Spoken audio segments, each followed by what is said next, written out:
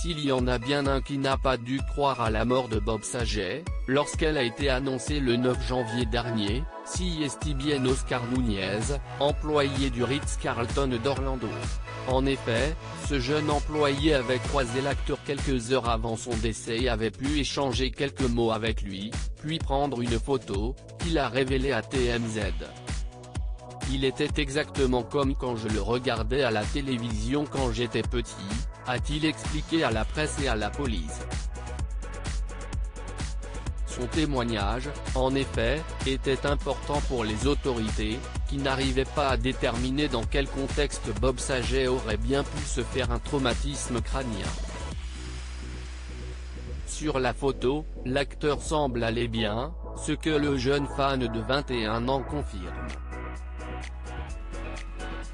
Je n'ai vu aucune blessure, il ne semblait pas aller mal, il ne cherchait pas ses mots, a-t-il également précisé, tout en se souvenant qu'il était en forme et que sa voiture aussi, excluant toute possibilité d'un accident survenu plus tôt.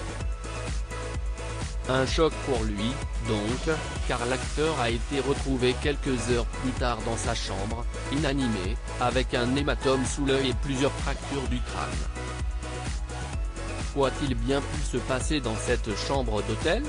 Les policiers pensent que celui qui a prêté sa voix au narrateur de How I Met Your Mother, a fait une lourde chute puis s'est endormi et qu'il est mort dans son sommeil.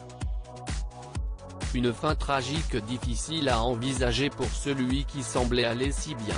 En tout cas, les hommages d'Hollywood avaient été unanimes, notamment celui de ses partenaires de la fête à la maison, qui avaient publié un message commun sur leurs comptes Instagram respectifs. Il y a 35 ans, nous sommes devenus une famille dans une série télévision. Mais en réalité, nous sommes devenus une famille réelle. Bob nous a fait rire à en pleurer. Aujourd'hui, nos larmes coulent de tristesse mais également de gratitude d'avoir connu notre Bob chéri, si doux, gentil et hilarant. Il était un frère pour nous, un père pour les filles et un ami pour tous. Bob, on t'aime. Nous vous demandons, en son honneur, d'embrasser les gens que vous aimez, de les câliner. Personne ne faisait des meilleurs câlins que Bob.